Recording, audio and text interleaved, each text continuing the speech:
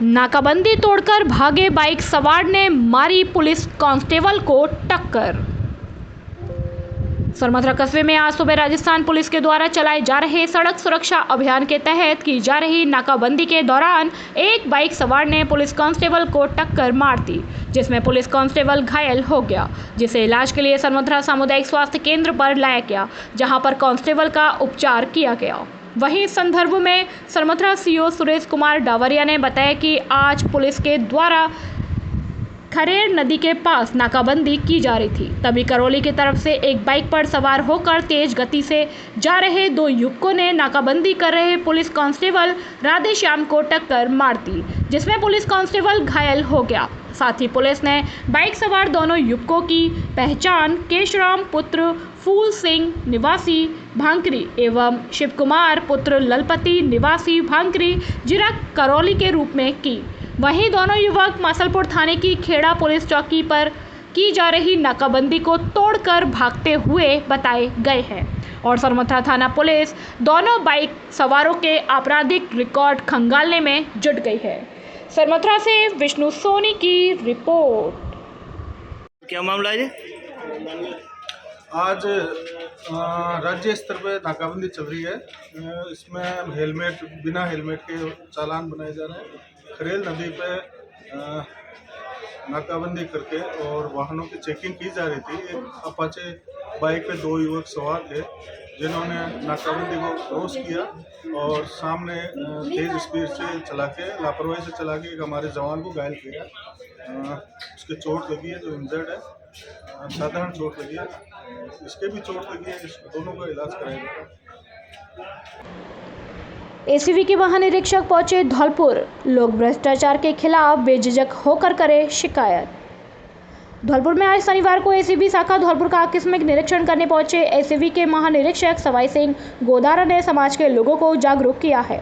समाज के लोग भ्रष्टाचार के खिलाफ बेझिझक शिकायत करें, एसीबी की टीम उनके साथ खड़ी है। निरीक्षण के दौरान गत वर्ष की अपेक्षा जिला शाखा एसीबी की प्रोग्रेस रिपोर्ट कम पाए जाने पर चिंता भी व्यक्त की। उन्होंने कहा, धौलपुर एसीबी यूनिट का आकस्मिक निरीक्षण किया है। गत वर्ष की अपेक्षा एसीबी यूनिट की कार्यवाही काफ़ी कम पाई गई है। उन्होंने कहा, एसीबी 2 से 3 फील्ड में काम करती है। पहला रंगे हाथ पकड़ने की कार्यवाही पर प्राथमिकता रहती है। परिवादी द्वारा सूचना देने के बाद भौतिक सत्यापन कराकर कार्यवाही को अंजाम दिया जाता है। दूसरे डीए प्रकार के केस होते हैं। इस प्रकार के केस में अधिकारी या कार्मिक की संपत्ति पर ध्यान रखा जाता है। अगर अधिकारी की आय से अधिक संपत्ति उसके खर्चे से है तो निश्चित तौर पर एसीबी कार्यवाही करती है। उन्होंने कहा, पदीय हैसियत के जो केस है उनके लिए राज्य सरकार से परमिशन लेनी पड़ती है, उसके बाद कार्यवाही को अंजाम दिया जाता है। पहले अवधारणा रही थी कि परिवादी का प्रोटेक्शन नहीं होगा, अगर परिवादी किसी को ट्रैप कराएगा तो उसका काम नहीं होगा। यह अवधारणा पहले रही थी, लेकिन 2 वर्ष पूर्व गृह विभाग ने सर्कुलर जारी किया है, जिसके अंदर परिवादी मॉनिटरिंग उच्च स्तर पर रहेगी। सभी विभागों की बैठक लेकर परिवादी का काम प्राथमिकता से कराया जाएगा। उन्होंने कहा, बड़ी राशि का ट्रैप कराने के बाद परिवादी इसलिए झिझकता था कि उसकी राशि फंस जाएगी। पूर्व में न्यायालय का निर्णय होने के बाद ही राशि दी जाती थी। उन्होंने कहा, इस समस्या को देखते हुए राज्य सरकार ने संशोधन किया है। ट्रैप मनी को न्यायालय से पहले ही परिवादी को रिफंड कर दिया जाएगा। अब परिवादी को पैसा फंसने की चिंता नहीं रहेगी। उन्होंने कहा, जो अधिकारी रिश्वत की राशि बिना शिकायत के भी गुपचुप तरीके से ले जाते हैं, उन पर भी एसीबी निगरानी रखता है।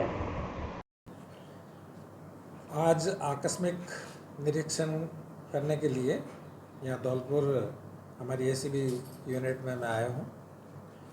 यहाँ की जो पिछले साल का और इस साल के 5 महीनों का जो 5वां महीना चल रहा है, इनका जो उसके कार्य का असेसमेंट किया है।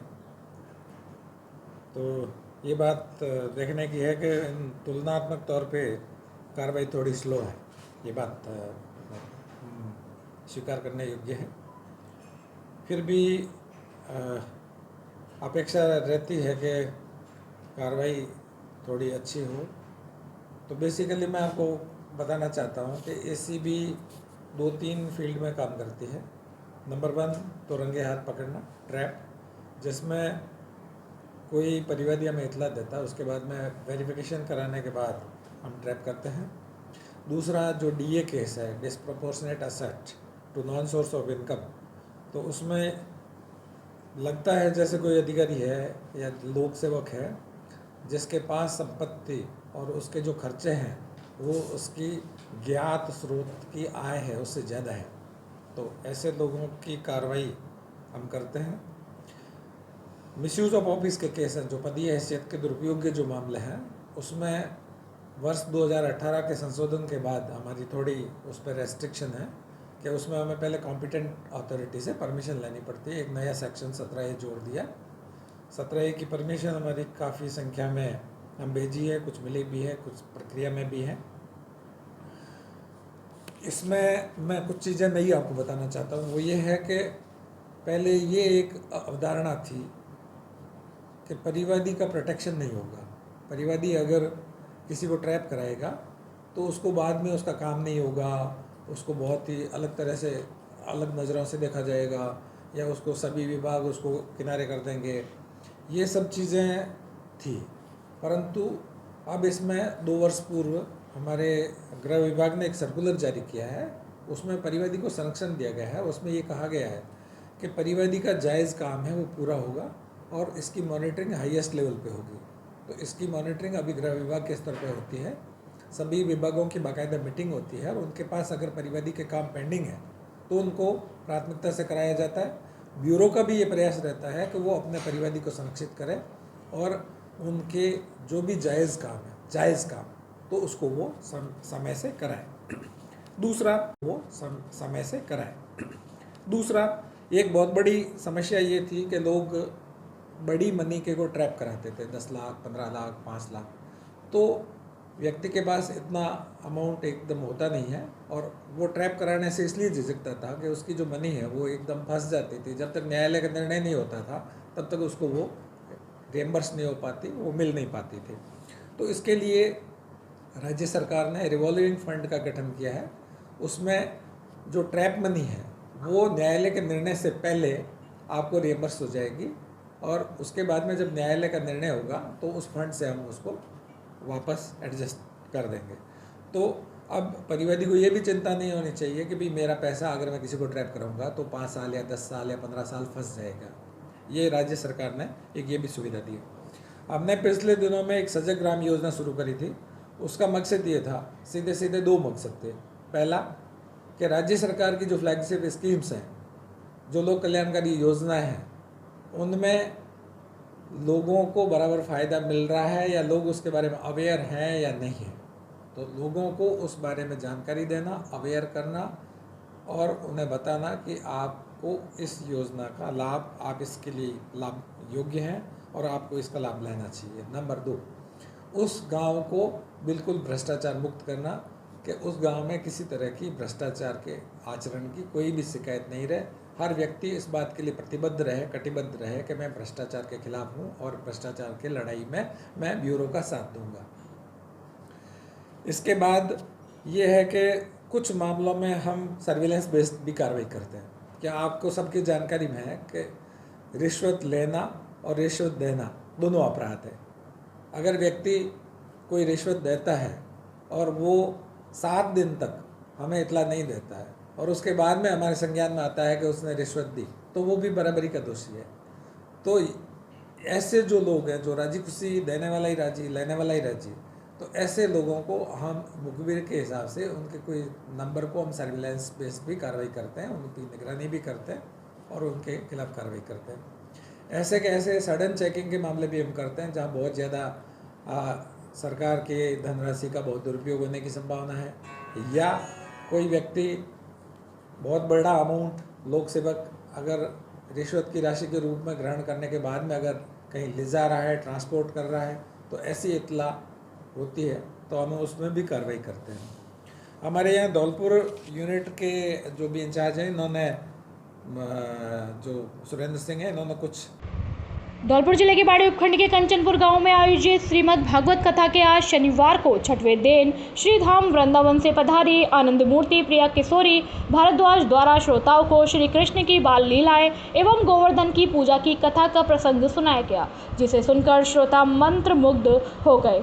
कथावाचक प्रिया किशोरी द्वारा कथा के माध्यम से श्रोताओं को श्री कृष्ण भगवान की बाल लीलाओं का प्रसंग सुनाया, जिसके अंतर्गत श्री कृष्ण भगवान के द्वारा अपने बाल सखाओं के साथ गायों को चराना, गांव के घरों में घुसकर दूध, दही एवं माखन खाना तथा माखन से भरी हुई मटकियों को फोड़ने सहित अन्य बाल लीलाओं की कथा सुनाई, जिसे सुनकर उपस्थित श्रोता भाव विभोर हो गए। वहीं मथुरा के राजा कंस के द्वारा श्री कृष्ण भगवान को अपना काल समझते हुए उनको मरवाने के लिए पूतना सहित अनेकों राक्षसों को भेजा गया, लेकिन कंस की सभी योजनाएं विफल रही।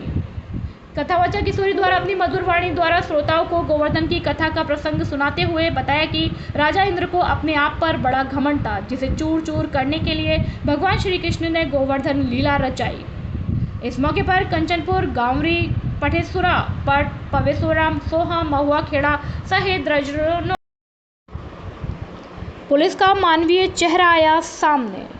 तपती हुई धूप में एक दिवसीय हेलमेट चेकिंग के सघन जांच अभियान के दौरान सुबह 9 बजे से शाम 6 बजे तक जो जाप्ता तपती हुई धूप में आमजन की सुरक्षा हेतु और आमजन को एक संदेश देने हेतु कि हेलमेट पहनकर दोपहिया वाहन चलाएं और अपने परिवार की जीवन को सुरक्षित रखें।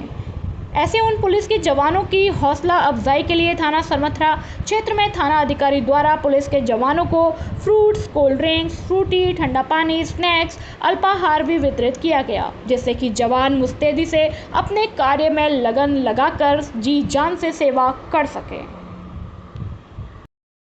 हाईवे किनारे खड़े युवक को अवैध बजरी की ट्रैक्टर ट्रॉली ने मारी टक्कर। बजरी माफिया ट्रैक्टर ट्रॉली लेकर हुआ फरार। धौलपुर जिले में बजरी माफियाओं का कहर थमने का नाम नहीं ले रहा है। बेलगाम बजरी माफिया राहगीर और वाहन चालकों की जान पर भारी पड़ रहे हैं।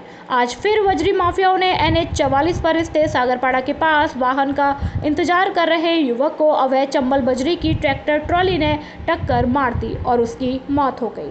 टक्कर मारने के बाद बजरी माफिया फरार हो गया। आपको बता दें कि चौकीपुरा गांव निवासी 34 वर्षीय राकेश पुत्र जगन्नाथ NH 44 पर स्थित सागरपाड़ा के पास मुरैना जाने के लिए वाहन का इंतजार कर रहा था। तभी तेज रफ्तार में बजरी खाली कर लौट रहे बजरी माफिया ने उसे ट्रैक्टर ट्रॉली से रौंद दिया। दुर्घटना इतनी जबरदस्त थी कि ट्रैक्टर ट्रॉली भी बेकाबू होकर पलट गई। दुर्घटना को अंजाम देने के बाद बजरी माफिया फरार हो गया। घटनास्थल पर पहुंचे स्थानीय लोगों ने घायल राहगीर को जिला अस्पताल में भर्ती कराया, जहां चिकित्सकों ने स्वास्थ्य परीक्षण कर मृत घोषित कर दिया। जिला अस्पताल पहुंची कोतवाली थाना पुलिस ने डेड बॉडी को कब्जे में लेकर जिला अस्पताल के शव गृह में रखवा दिया। पुलिस ने डेड बॉडी का पोस्टमार्टम कराकर अंतिम संस्कार के लिए परिजनों को सुपुर्द कर दिया है। परिजनों ने ट्रैक्टर चालक के खिलाफ मुकदमा दर्ज करा दिया है। पुलिस ने बताया कि ट्रैक्टर ट्रॉली को पुलिस ने कब्जे में ले लिया है। चालक दुर्घटना को अंजाम देकर मौके से फरार हो चुका है, जिसकी पुलिस तलाश कर रही है। बेलगाम बजरी माफिया संगठित अपराध अर्थात बजरी परिवहन धौलपुर जिले में बड़े पैमाने पर फल फूल रहा है। जिले के धौलपुर, बाड़ी, सरमथरा और राजाखेड़ा इलाके में बेलगाम बजरी माफिया आम जन की जान पर भारी पड़ रहे हैं। तेज रफ्तार में सड़क पर हाईवे पर दौड़ते बजरी माफिया आए दिन दुर्घटनाओं को अंजाम देकर फरार हो जाते हैं। बजरी माफियाओं पर अंकुश लगाना पुलिस के लिए बड़ी चुनौती साबित हो रहा है। बजरी माफियाओं के कहर से समाज का आमजन त्रस्त है। पुलिस की कानून व्यवस्था पर भी सवालिया निशान खड़े हो रहे हैं। हाँ सर। राकेश नाम का एक लड़का सागरपाड़ा के पास खड़ा हुआ था, जो ट्रैक्टर से एक्सीडेंट हो गया। उसका पोस्टमार्टम कराया जा रहा है। 11 वर्षीय बालक के साथ अज्ञात युवक ने किया जबरन अप्राकृतिक मैथुन। बेहोशी की हालत बालक को छोड़कर फरार हुआ आरोपी। धौलपुर जिले में 11 वर्षीय बालक के साथ एक युवक ने जबरन आपराधिक मैथुन की घटना को अंजाम दिया है। आरोपी युवक बालक के बेहोशी की हालत में छोड़कर फरार हो गया। मामला बाड़ी सदर थाना इलाके का है। पुलिस ने पीड़ित बालक के पिता की तहरीर पर मामला दर्ज कर जांच शुरू कर दी है। पीड़ित बालक के पिता ने रिपोर्ट में बताया है कि उसका 11 वर्षीय पुत्र गांव से बाड़ी सदर थाना इलाके के एक गांव की तरफ जा रहा था। तभी रास्ते में एक लाल रंग की डीलक्स बाइक सवार युवक ने उसके 11 वर्षीय पुत्र को विशनगिरी मंदिर के पास छोड़ने की बात कहकर बाइक पर बैठा लिया। इसके बाद आरोपी बाइक सवार युवक उसे दौआरापुरा गांव के पास ताल की तरफ खाने की ओर ले गया, जहां आरोपी युवक ने पीड़ित बालक का मोबाइल छुड़ाकर उसके साथ जबरन अप्राकृतिक मैथुन किया। आरोपी युवक बालक को बेहोशी की हालत में मौके पर छोड़कर फरार हो गया। पीड़ित बालक को जब होश आया और वह पत्थर की खानों से निकलकर बाहर आया तो उसने एक ग्रामीण को घटना की जानकारी दी।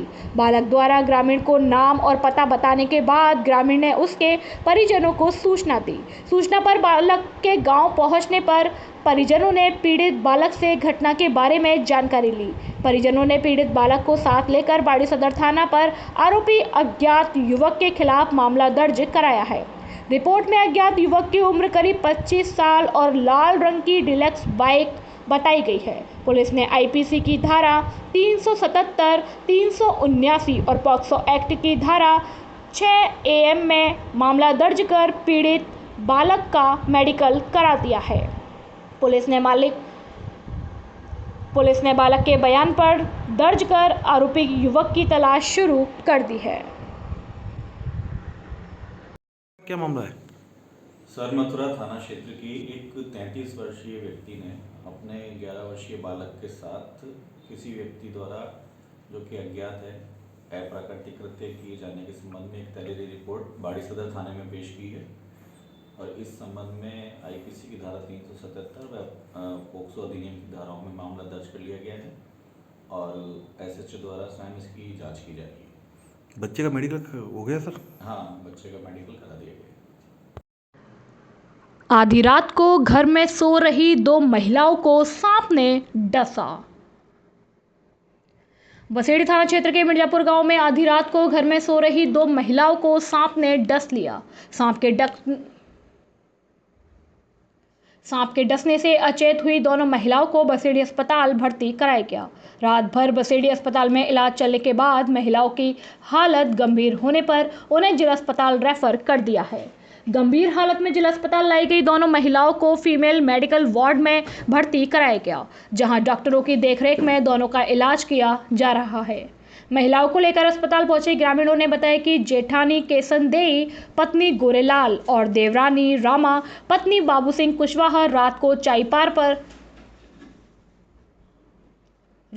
चारपाई पर अपने घर में सो रही थी, जिन्हें रात को सोते वक्त सांप ने डस लिया। सांप के डसने के बाद दोनों महिलाएं चीखने लगी। महिलाओं के चीखने चिल्लाने पर घरवाले उन्हें लेकर बसेड़ी अस्पताल पहुंचे, जहां रात भर दोनों महिलाओं का उपचार किया गया। ग्रामीणों ने बताया कि महिलाओं की हालत में सुधार नहीं होने पर उन्हें सुबह जिला अस्पताल रेफर किया गया, जहां डॉक्टरों की देखरेख में दोनों महिलाओं का उपचार किया जा रहा है। जिला अस्पताल के फीमेल मेडिकल वार्ड में भर्ती कराई गई दोनों महिलाओं की हालत गंभीर बनी हुई है। धौलपुर जिला अस्पताल में उपचार के दौरान एक अधेड़ ने दम तोड़ दिया, जिसका कंचनपुर पुलिस ने पोस्टमार्टम कराकर शव परिजनों के हवाले कर दिया। कंचनपुर थाना के एसआई बल्केश्वर दत्त ने जानकारी देते हुए बताया कि वैजनाथ पुत्र जंडेल सिंह ठाकुर निवासी मावली का नगला को परिजनों ने शुक्रवार देर रात तबियत खराब होने के कारण जिला चिकित्सालय में भर्ती कराया था। रात्रि में उपचार के दौरान वैजनाथ ने दम तोड़ दिया, जिसको कोतवाली पुलिस ने जिला चिकित्सालय की मोर्चरी में रखवा दिया। शनिवार सुबह परिजनों के आने के बाद शव का पोस्टमार्टम करवा कर परिजनों के हवाले कर दिया। प्रथम दृष्टया में वैजनाथ की मौत पिछले काफी दिनों से चल रहे बीमारी के कारण प्रतीत होती है। बाकी पोस्टमार्टम रिपोर्ट आने के बाद मामले की जांच की जाएगी। सर क्या मामला है? आज थाना कंचनपुर से एसएसपी द्वारा सूचना मिली कि बिदौरा गांव का एक व्यक्ति बैजनाथ सन ऑफ जंडल अतीत ठाकुर उम्र 55 साल, बीमार है जो दौरान इलाज जिसका धौलपुर में इलाज चल रहा है अस्पताल में, जिसकी दौरान इलाज मृत्यु होगी। थाना से रवाना होकर मैंने SI हॉस्पिटल आया। हॉस्पिटल से सबको कब्जे में प्राप्त कर पंचायतनामा पोस्टमार्टम करा करके लाश परिवारजनों को दी गई। अग्रिम कार्रवाई जारी है। युवा कांग्रेस जिला अध्यक्ष के चुनाव में नीरू पंडित ने लगाई जीत की हैट्रिक। भारतीय युवा कांग्रेस संगठन के चुनाव परिणाम हुए घोषित, जिसमें धौलपुर युवा कांग्रेस जिलाध्यक्ष पर नीरू पंडित ने लगातार तीसरी बार जीत दर्ज की। उन्होंने अपने प्रतिद्वंदी को 2447 के भारी मतों से हराया। दूसरे स्थान पर श्रीराम लोधा रहे, जिनको 3472 वोट मिले। तीसरे स्थान पर राजकुमार मीना रहे, जिनको 2050 वोट मिले। नीरू पंडित के जिलाध्यक्ष बनने पर धौलपुर विधायक शोभारानी कुशवाहा ने हर्ष व्यक्त करते हुए कहा कि नीरू पंडित जी धौलपुर जिले के युवाओं में लोकप्रिय नेता है, तभी तो तीसरी बार लगातार चुनाव जीतकर आए हैं। धौलपुर कांग्रेस के पूर्व जिला अध्यक्ष दुर्गादत्त शास्त्री, उमर फारूक ब्लॉक अध्यक्ष शहर, सुनील जगरिया, श्याम प्रेमी, शिबुदयाल लोधा ब्लॉक अध्यक्ष ग्रामीण, विवेक शर्मा पार्षद, धीरू जाट पार्षद, आनंद मिश्रा पार्षद, अविनाश शास्त्री, वरुण शर्मा छावनी आदि लोगों ने खुशी जाहिर की। धौलपुर विधानसभा अध्यक्ष पद पर श्यामू पंडित, बाड़ी विधानसभा अध्यक्ष पद पर सेरू परमार, बसेड़ी विधानसभा अध्यक्ष पर अजय मीना, राजाखेड़ा विधानसभा अध्यक्ष पर श्रीराम सिंह विजयी हुए। भूदेव शर्मा राजस्थान युवा कांग्रेस में सचिव पद पर विजयी हुए हैं। राजस्थान के यूथ कांग्रेस के चुनाव में श्यामू पंडित उर्फ श्याम सुंदर शर्मा तीसरी बार अध्यक्ष बने। शर्मा को 2123 वोटों से धौलपुर यूथ कांग्रेस विधानसभा अध्यक्ष के पद पर तीसरी बार जीत दिलाई है। बिना हेलमेट के चालकों के खिलाफ एक्शन में दिखी पुलिस की ताबड़तोड़ कार्यवाही। दुनिया के लिए आपकी कीमत कुछ भी ना हो, मगर आपके परिवार के लिए आप बहुमूल्य हो, इस कथन को सिद्ध करने की बात पुलिस महानिदेशक राजस्थान जयपुर के आदेशानुसार संपूर्ण राज्य स्तर पर अभियान के रूप में सड़क दुर्घटनाओं में कमी लाने बाबत दोपहिया वाहनों पर बिना हेलमेट चालकों के खिलाफ 1 दिवसीय सघन चेकिंग एवं नाकाबंदी अभियान के दौरान थाना सरमथुरा में 2 अलग अलग स्थानों पर नाकाबंदी अभियान चलाया जा रहा है, जिसमें एक खरेड़ नदी पॉइंट पर अंगद शर्मा RPS प्रोबेशनर एवं जगदीश प्रसाद शर्मा सहायक उप निरीक्षक थाना सरमथुरा एवं आंगई में देवेंद्र कुमार शर्मा थाना अधिकारी थाना सरमथुरा एवं राकेश कुमार हेड कांस्टेबल के नेतृत्व में पुलिस जाब्ते के साथ नाकाबंदी एवं हेलमेट चेकिंग अभियान चलाया जा रहा है, जिसमें पुलिस द्वारा बिना हेलमेट पहने हुए बाइक सवारों से जुर्माना राशि वसूल की गई। साथ ही यातायात नियमों का पालन करते हुए वाहन चालकों के खिलाफ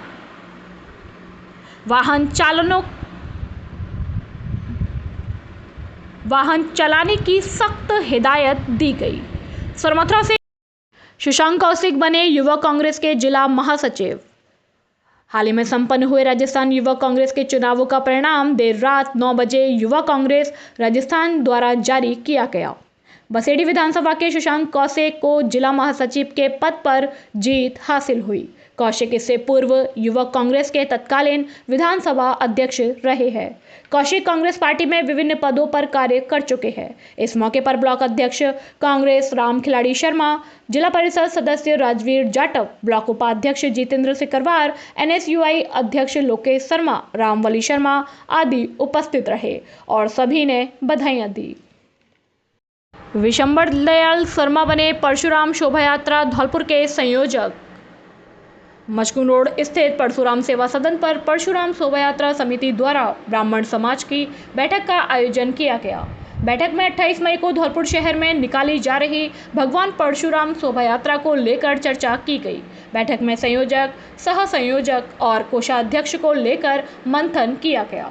मंथन के बाद सभी की सहमति से विशंबर दयाल शर्मा पूर्व अध्यापक को शोभा यात्रा संयोजक नियुक्त किया गया। कोषाध्यक्ष के रूप में प्रमोद भारद्वाज और सह संयोजक के रूप में राजेश महेंद्रपुरा, मुकेश हनुमानपुरा, ब्रजेश मुखरैया छावनी वाले और संजय दीक्षित उर्फ दुग्गी मीडिया प्रभारी राम शर्मा को नियुक्त किया गया। परशुराम शोभा यात्रा समिति के अध्यक्ष मुकेश शर्मा ने बताया कि शोभा यात्रा में 11 झांकी, 3 बैंड और सनातन के प्रत्येक भगवा ध्वजा हाथों में रहेंगे। शोभा यात्रा की शुरुआत पुराना शहर महात्मा गांधी की बगीची से शुरू होकर समापन परशुराम सेवा सदन मचकुंड पर किया जाएगा। यात्रा संयोजक विशंबर दयाल शर्मा ने कहा कि आप सभी के द्वारा मुझे यात्रा की जिम्मेदारी सौंपी गई है, उसके लिए मैं आप सभी का धन्यवाद ज्ञापित करता हूं और मेरी कोशिश रहेगी कि यात्रा को ऐतिहासिक शोभा यात्रा के रूप में निकालकर सफल बनाया जा सके। धौलपुर में रहने वाले सभी भाइयों का सहयोग अपेक्षित है। सभी के सहयोग से ऐतिहासिक परशुराम शोभा यात्रा निकाली जाएगी। बैठक में पूरम चंद्र बोहरा, महेश शास्त्री, मुकेश शर्मा, राजाचरण शर्मा, विवेक शर्मा, पार्षद आनंद शर्मा, पार्षद ब्रजेश मुखरिया, नंदकिशोर शुक्ला, मुकेश हनुमानपुरा, रिंकू बोहरे, समाजसेवी संतोष खलीपा, राम शर्मा, अक्षत शर्मा, यश शर्मा सहित ब्राह्मण समाज बंधु उपस्थित रहे। मैं विशंबर दयाल शर्मा धौलपुर नगर निवासियों सभी को प्रणाम करता हूं, सभी को निवेदन करता हूं कि प्रतिवर्ष की भांति इस वर्ष भी परशुराम शोभा यात्रा निकलने वाली है और भगवान परशुराम शोभा यात्रा के लिए समिति के सभी माननीय सदस्यों ने सर्वसम्मति से मुझे संयोजक नियुक्त किया है।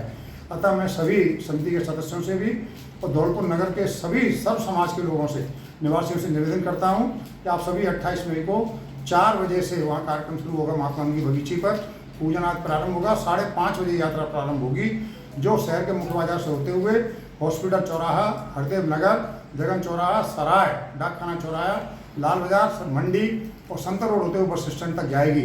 वहाँ से डोला आरती के लिए परशुराम सेवा सदन जाएगा, जहाँ आरती होने के बाद यात्रा पूर्ण हो जाएगी। यह अपना कार्यक्रम रहने वाला है। पूरे समाजों से, सभी समाजों से मेरा निवेदन है, भगवान सबके होते हैं, सभी लोग इसमें पधारें और अपना सहयोग प्रदान करें, ऐसी हमारी अपेक्षा है।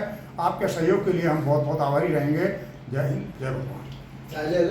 दहेज हत्या के मामले में घटना समय से फरार चल रहे 26 वर्षीय आरोपी पति को हांसई मोड़ से किया गिरफ्तार। धौलपुर जिले की कंचनपुर थाना पुलिस ने थाने पर दर्ज हुए दहेज हत्या के मामले में फरार चल रहे नामजद 26 वर्षीय आरोपी पति बीरी सिंह प्रजापति को थाना क्षेत्र में कार्रवाई करते हुए गिरफ्तार किया है। जानकारी देते हुए कंचनपुर थाना SHO हेमराज शर्मा ने बताया कि थाने पर मृतका के भाई की तहरीर पर मुकदमा नंबर 133/2023 भारतीय दंड संहिता की अपराध धारा 304B 498 में दर्ज हुए मामले में पुलिस ने अनुसंधान के दौरान मुखबिर की सूचना पर 26 वर्षीय आरोपी पति बीरी सिंह पुत्र भगवंत प्रजापति निवासी गांव सुहास थाना कंचनपुर जिला धौलपुर को थाना क्षेत्र में कार्रवाई करते हुए हांसई मोड़ से गिरफ्तार किया है। SHO ने बताया कि उक्त आरोपी ने शराब के नशे में आकर अपनी पत्नी की हत्या कर दी थी और मौके से फरार हो गया था। मामले में अनुसंधान धौलपुर ग्रामीण सेपो सर्किल CO विजय कुमार सिंह द्वारा किया जा रहा है।